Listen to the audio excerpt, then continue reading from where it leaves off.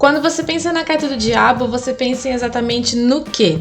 Medo, coisa ruim, o próprio demônio?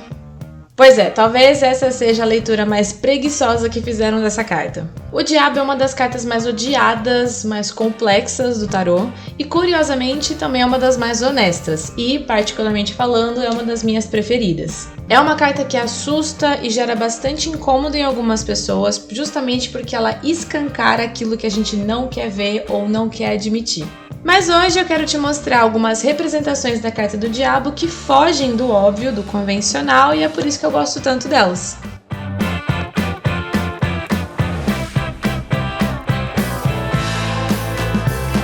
E aí, gente, tudo bem com vocês? Meu nome é Verônica, esse é o Lamparina Tarô, e eu gosto de relacionar as cartas com tudo, porque o tarô não vive só dentro do baralho. Bom, eu não vou ensinar a ler a carta do diabo, tá? O intuito desse vídeo é olhar algumas representações do arcano número 15. Obviamente, as representações que eu conheço, eu não tenho condição de eu conhecer todas as representações que existem no mundo. E baseado na minha opinião sobre simbologia, sobre gosto estético, eu vou eleger aqui a minha favorita. Um disclaimer muito importante de ser feito é que com a infinidade de decks existentes nesse mundinho aqui, sem contar os que estão sendo produzidos exatamente nesse momento e ainda vão ser lançados no futuro, é, obviamente, impossível eu conhecer todas as representações, tá? Então eu realmente vou me limitar a apenas algumas. Combinado? Combinado.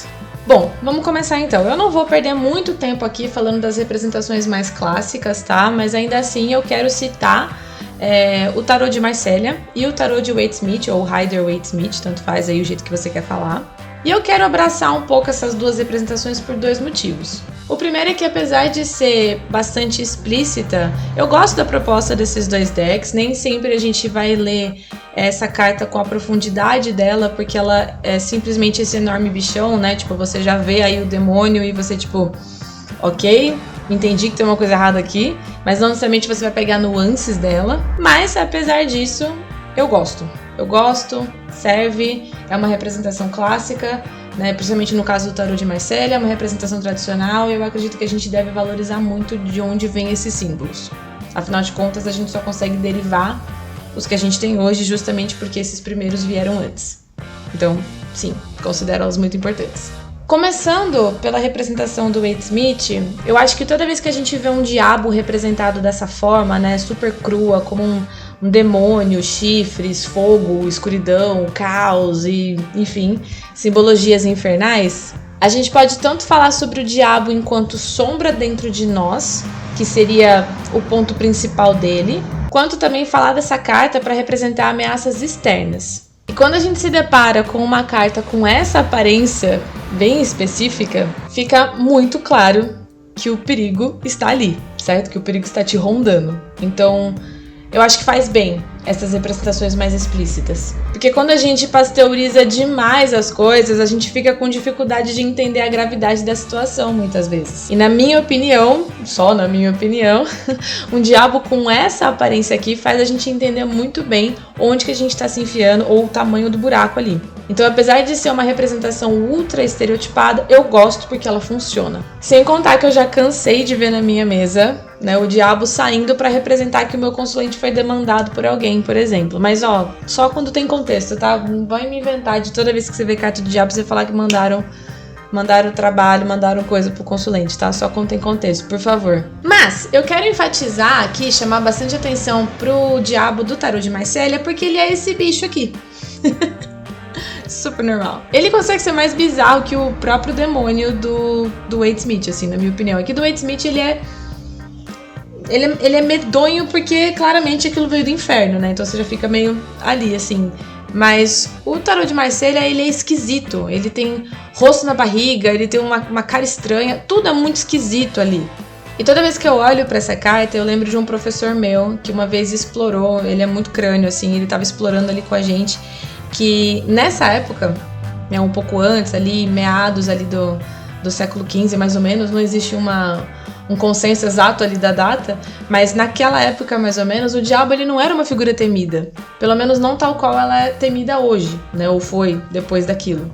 O diabo, na verdade, era uma figura risível, porque não podia se levar a sério alguém, algo, uma criatura, não tinha cabimento na cabeça das pessoas que existisse algo que fosse contra Deus.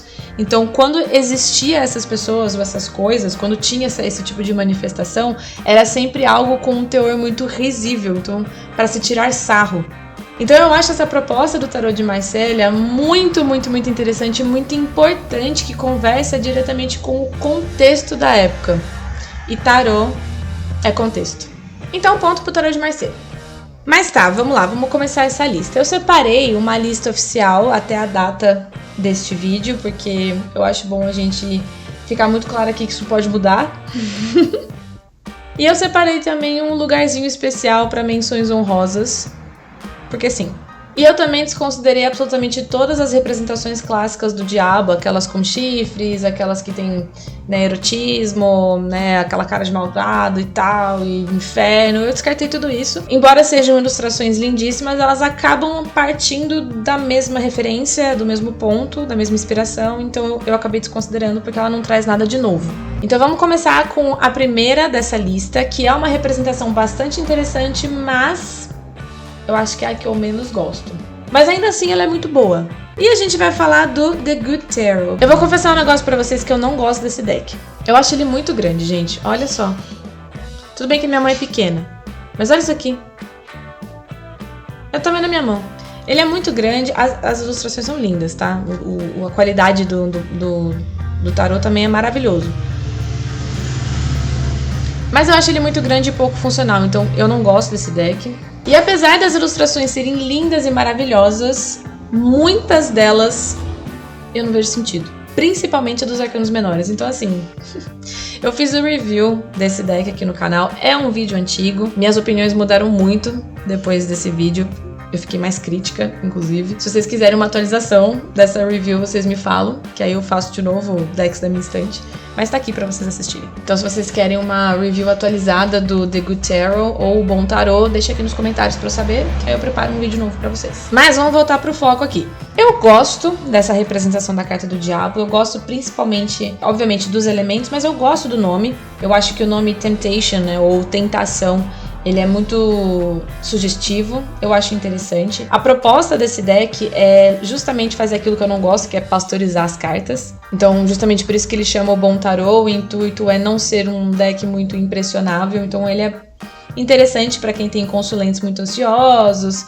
Enfim, eu acho que é uma proposta que vale a discussão. Não é o que eu uso, não é o que eu gosto, não é o que eu penso ser funcional, mas eu acho que é boa a discussão. Mas enfim, eu gosto do nome, Tentação, eu gosto dos elementos que foram colocados aqui, então a gente tem a maçã, a gente tem... Eu gosto do nome Tentação, eu gosto dos elementos, né, a gente tem a maçã, a gente tem esse baú com joias, com ouro, gosto do anjo caído aqui, né, parece um anjo caído, gosto. Na verdade, eu gosto e não gosto, porque ela realmente é muito suavizada. E aí eu acho que a gente cai naquele mesmo problema que eu já tava falando no começo do vídeo. É importante que a carta do diabo seja uma carta pesada, senão ela não chamaria diabo, né? E eu acho que quando a gente não tem cartas pesadas o suficiente, não fica muito claro a dimensão do problema. Quando você vê uma carta dessa, é claro que você não fica com medo, e não acho que esse deva ser o intuito de uma leitura de tarô, mas não necessariamente você entende a complexidade do negócio aqui, né? Querendo ou não, acaba sendo muito mais voltado para um aspecto da ganância, que é sim um aspecto da carta do diabo, que é uma coisa importante, mas eu acho que não traz tanta profundidade de simbologia, apesar de eu gostar dessa simbologia aqui. Apesar disso, falando, né, no deck como um todo, é interessante porque o deck inteiro ele vai nessa linha, então ele é consistente nesse aspecto, mas é isso, ele é muito pasteurizado. Você acaba tirando o peso original da carta, que é para ser pesada, e faz com que a pessoa, talvez de uma forma inconsciente, pense que ela não precisa lidar com coisas pesadas ou com informações fortes, sendo que a gente precisa disso o tempo todo. Então, é só por isso mesmo. Felizmente ou infelizmente, eu tenho uma relação de gosto e desgosto com esse deck e tá muito mais para desgosto. Mas enquanto ilustradora, eu acho essas ilustrações muito bonitas. Me fala o que você acha dele, comenta aqui embaixo.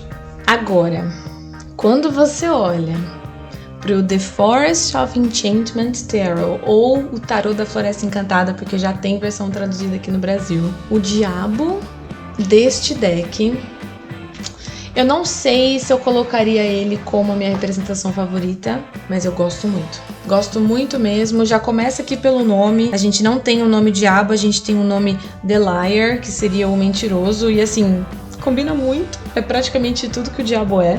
Assim como no The Good Tarot, eu gosto muito quando os idealizadores de decks eles conseguem mudar os nomes das cartas sem perder o sentido delas, sem que você tenha que, sei lá, pensar numa tese de mestrado pra entender, pra refletir por que o nome foi trocado, sabe? Então eu acho que faz sentido. Pra mim, nesse deck tá perfeito. Não muda o significado, ainda é totalmente relacionável também com a proposta do deck, então assim, é tudo muito, cabe muito aqui. Mas voltando aqui, a gente tem a imagem, né, de uma pessoa, né, não dá pra saber se é humano, mas enfim, uma pessoa que ele tá olhando pra você e tá tentando te convencer a pegar um atalho. Aqui nessa imagem, ele tá te provando que as correntes que normalmente a gente vê nas representações do diabo, elas não são só o resultado de malícia e manipulação, mas principalmente da sua necessidade interna e talvez obscura de querer encurtar caminhos, de pegar atalhos, porque é exatamente isso que essa carta tá fazendo. O diabo, ele vai falar de pecados, a preguiça inclusive é um deles,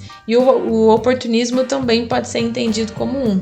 E o diabo é tudo isso junto. Tem vários símbolos aqui que fazem sentido, né? Não sei se vai dar pra ver, mas tem uma cobra que tá enrolada, né, nessa espécie de cajado aqui da carta do diabo. Então a gente tem muitos simbolismos, assim, muito simples que você talvez não pegue de primeira, né? Mas eu gosto muito, e aqui vai se enfatizar bastante a proposta, né, de que tudo que você ouvir, tudo que tentarem te convencer, pode ser a coisa mais tentadora possível, mas ainda assim é uma questão de escolha sua adentrar nesse caminho aqui. Então, eu acho que essa carta, ela coloca muito a gente de volta no lugar do quanto a gente permite que o diabo atue. Seja o diabo enquanto nós mesmos ou o diabo que tá fora. Então, assim, perfeito. Fora que eu gosto muito desse estilo de ilustração aqui também, eu amo demais esse deck, inclusive tem uma review dele aqui no canal também. Se você quiser assistir, é só você clicar aqui que eu vou deixar. É um vídeo bem antigo, talvez assim como o The Good Tarot, ele também precise de uma atualização. Não porque a minha opinião mudou, mas porque o vídeo é bem antigo mesmo, então se você quiser uma atualização sobre isso, eu faço uma review, só deixar aqui embaixo. Agora a gente vai falar de um deck que eu não tenho ele físico, eu tenho contato com ele somente no digital.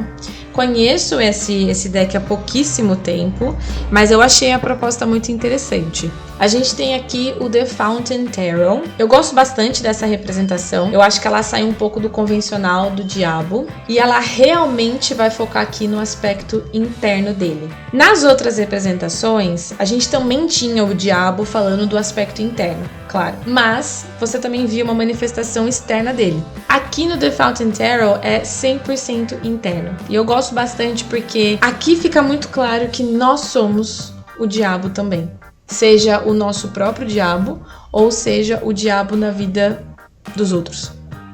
Esse lugar também é nosso. E eu acho muito interessante porque aqui nessa carta a gente não tem correntes, né? Tudo bem que no The Good Tarot a gente não tinha, no The Forest of Enchantment a gente também não tinha, mas ficava um pouco na conversa, né? A conversa ficava ali no ar. Só que aqui no The Fountain Tarot a gente não tem nada que faça referência a isso. E eu acho que essa ausência da corrente, ela deixa muito explícito que o foco da opressão aqui nessa carta não é imposta, mas é aderida. Então é aquela discussão de que a gente não tá preso porque alguém amarrou a gente, mas porque a gente insiste em permanecer onde a gente tá, ou porque a gente escolheu ir pra um caminho que vai nos aprisionar. É totalmente consciente a escolha. Então nas outras representações a gente tinha sempre algum elemento que pudesse fazer referência a essa corrente, mesmo que não seja corrente explícita, enquanto que aqui a gente só tem uma representação de uma bagunça mental, uma bagunça emocional, uma opressão sim, mas é só essa sensação mesmo de que a corrente, ela muitas vezes não é visível. E a forma como é ilustrado também eu acho muito legal, porque não sei pra vocês, né, mas pra mim me passa essa sensação de aprisionamento. Não te passa? Então aqui esse aprisionamento ele não é físico, mas ele é mental, ele é energético, enfim, a palavra que você quiser usar aqui. E no diabo, especificamente falando, a gente tem um estado de consciência que fica se retroalimentando. Então aqui esse diabo ele não tá te ordenando, ele tá te sugerindo e ele vai sustentar padrões e ele vai continuar observando enquanto a vontade humana se fragmenta entre luz e sombra, ao invés de se integrar. Porque esse também é um problema do diabo, né? É tudo aquilo que a gente quer esconder de nós. talvez numa tentativa falida de que a gente precisa ser sempre luz. Enfim, aí cada um vai ter o seu porquê. Eu sei que essa é uma representação um pouco mais cabeçuda, principalmente talvez pra quem esteja começando a ler tarô, enfim, não é uma coisa tão óbvia, não é uma coisa tão explícita, mas é uma representação bastante interessante e eu acho que ela serve muito pra gente expandir o nosso olhar dessa carta, que é de fato uma carta muito complexa. Enfim, eu gosto muito. E agora a gente vai pra campeã da lista, mas antes de eu ir pra campeã da lista, eu queria muito te pedir aquele like, que fortalece e engaja o meu trabalho. Seria muito sensacional se você pudesse se inscrever também no canal. Com o seu like, com o seu comentário, com a sua inscrição, eu posso continuar trazendo vídeos interessantes pra você curtir aí da sua casa e, obviamente, é uma tarefa 100% gratuita pra você. Então, ajuda a gente aqui. Mas vamos lá, vamos pegar aqui o último ponto, né, que é a minha campeã dessa lista. A gente tem o The Unveiled Tarot, ou o tarô não revelado em tradução livre. E a gente tem esta representação aqui do diabo. Quero começar primeiro a falar dela a respeito da ilustração. Eu gosto muito, é um estilo mais voltado, é muito parecido com um estilo mais quadrinizado, né, um pouco mais cartunesco. Gosto bastante. É uma carta bem mais colorida do que a gente tá acostumado a ver, pensando em representações do diabo. Normalmente a gente vê muitos tons escuros, cinza, muito vermelho também. Aqui não, aqui a gente tem, sim, tem o vermelho, tem tons mais acinzentados, mas a gente também tem amarelo, né, então eu acho que sai muito do convencional e funciona. Mas o meu ponto preferido aqui nessa carta é que ela traz bastante a conversa sobre máscaras. O diabo, gente, não é só aquela figura que trai, que peca, que mente, que corrompe. Ele também vive de aparências. Por isso que a ganância é muito associada a ele também. Mas o ponto, assim, que eu acho que é um chuchu, assim, sabe aquela conversa de que você nunca sabe o que se passa na cabeça de alguém? Ou aquela história de que nas 4 paredes da casa do seu vizinho você não sabe o que acontece também? Pra mim, essa carta é aquela sensação de você conhecer uma pessoa, conhecer uma família, enfim, e aí você pensa, nossa, que legal esse relacionamento dos pais com os filhos, né? É legal que ele faz isso, ela faz aquilo e tal. Você fica admirado pela aparência que aquilo tem. E muitas vezes você até deseja, tipo, queria ser assim. Aí dá, sei lá, meses, talvez até anos, e você descobre uma parada sobre aquelas pessoas que é dificílimo de você acreditar, porque não condiz com a primeira, a segunda, a terceira experiência que você teve com aquelas pessoas. Então é 100% máscara. É uma carta perfeita para representar, escancarar, simbolizar relacionamentos tóxicos ou abusivos. Porque nessas dinâmicas a gente tem muitos e muitos e muitos casos onde o abuso ele não é percebido de uma forma escancarada, ele não é percebido do lado de fora. Do lado de fora todo mundo é um anjo. Quando você percebe o relacionamento abusivo ou tóxico do lado de fora é porque a coisa realmente se tornou insalubre e fora do controle. Mas normalmente pra fora, pros outros, todo mundo é um anjo. Mas por dentro, na intimidade, nas 4 paredes, aí a gente tem o diabo. Literal. Então, assim, meu Deus, sabe? Eu acho que é uma representação muito boa, muito inteligente. Eu gosto muito desse deck. A única coisa que eu lamento é que eu não tenho ele físico, mas quem sabe um dia eu consigo fazer isso. Mas eu amo. Eu acho que é uma das representações atuais que eu conheço, mais inteligentes. Menções honrosas. Na verdade, é uma menção honrosa só. Enquanto eu tava pesquisando as imagens pra colocar aqui pra vocês, eu acabei me deparando com essa aqui. Procurei diretamente no Pinterest, eu sou uma grande consumidora do Pinterest, e eu encontrei como nome Vulpine ou Vulpine, eu não sei exatamente, Tarot. Eu encontrei com esse nome, mas eu não encontrei o autor, não encontrei outras cartas relacionadas, não sei exatamente se isso foi simplesmente uma relação que algum artista fez, ou se de fato existe um deck voltado para essa temática. Inclusive, quando eu procuro só Vulpine ou Vulpine Tarot no Google, aparece um deck completamente diferente, então eu realmente não sei. Se por acaso você conhece esse deck, por favor, deixa aqui nos comentários, porque eu fiquei muito interessada, eu já me apaixonei só por essa carta, eu fico imaginando o restante do deck. Deixa aqui pra gente saber, que depois eu edito a descrição e coloco certinho os créditos pro autor. De qualquer forma, essa carta ocupa a categoria de menção honrosa. Ela não foi exatamente pra lista, porque eu acho que ela é muito específica. Nem todo mundo vai pegar, eu acho, apesar de que Estúdio Ghibli, Viagem de Chihiro seja algo mais conhecido hoje em dia, eu acredito eu. Mas ainda assim, pode ser que tenha muita gente que não conhece, então ela não foi pra lista oficial por conta disso. E também porque eu não tenho certeza se de fato isso é um deck ou só um exercício artístico aqui. Mas não queria deixar ela de fora da lista, porque eu achei ela muito interessante. Pra quem gosta de Ghibli, né, do Estúdio Ghibli, já deve ter entendido provavelmente a relação dessa carta. Mas pra quem não conhece, A Viagem de Chihiro é um filme. É uma animação desse estúdio chamado Ghibli. E a representação da carta do diabo é essa personagem, que é uma feiticeira, e o nome dela é Yubaba. A Yubaba, ela é a personificação do poder que vai aprisionar as pessoas, os seus funcionários no caso, sem precisar de correntes. Apesar dela ser uma personagem muito poderosa, ela é uma feiticeira, ela nunca vai dominar alguém pela força física, mas pelo controle dos nomes das pessoas, ou dos funcionários no caso. Com contratos, com a necessidade que essas pessoas têm de estar ali na casa de banho dela. Então o poder da Yubaba vai nascer a partir da burocracia mágica, digamos assim.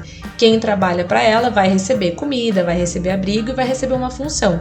Mas essa pessoa vai pagar com a identidade, porque no momento que o contrato é assinado, a Yubaba rouba o nome original dessa pessoa, dando outro no lugar. Então, quando ela pega o nome da Chihiro, que é a nossa personagem principal nesse filme, a Yubaba não apenas está empregando ela na sua empresa, como ela também está reconfigurando quem aquela criança é, no caso a Chihiro. Então ela vai reduzir Chihiro a Sen, o nome Sen, para algo mais funcional, para algo mais curto, algo mais fácil de administrar, mais fácil de lembrar. Então, simbolicamente, a Yubaba ela vai operar como um diabo arquetípico ali. Ela vai oferecer a segurança em troca da liberdade da pessoa. Ela vai oferecer uma estrutura em troca da autonomia. Totalmente carta do diabo aqui. Ninguém ali é mantido por força absoluta. Todos acabam entrando ali na casa de banhos por uma necessidade, por um desespero, por um desejo, aí vai de cada um. Então aqui, mais uma vez, a gente tem uma representação de correntes que são invisíveis, correntes que são feitas de um hábito, de medo, de esquecimento, perda dessa identidade. Mas agora eu quero saber de vocês. Qual é a sua representação favorita da carta do diabo e por quê? E qual é a que você menos gosta? Não necessariamente da lista que eu fiz, mas de outros decks. Também quero saber se você concorda com a minha lista. Se você já conhecia essas cartas, se sim, eu quero saber a sua opinião sobre elas. E se você não conhecia essas cartas, eu quero saber agora o que você acha, já que você conheceu elas pela primeira vez. Falei demais, eu acho, mas essa lista eu acho que ela ficou muito boa. Eu espero que vocês tenham gostado. Se vocês quiserem que eu faça mais vídeos nesse estilo, falando de representações específicas de outras cartas, é só você deixar aqui no comentário que eu vou preparar mais vídeos desses. E é isso. Vejo vocês no próximo vídeo. Tchau!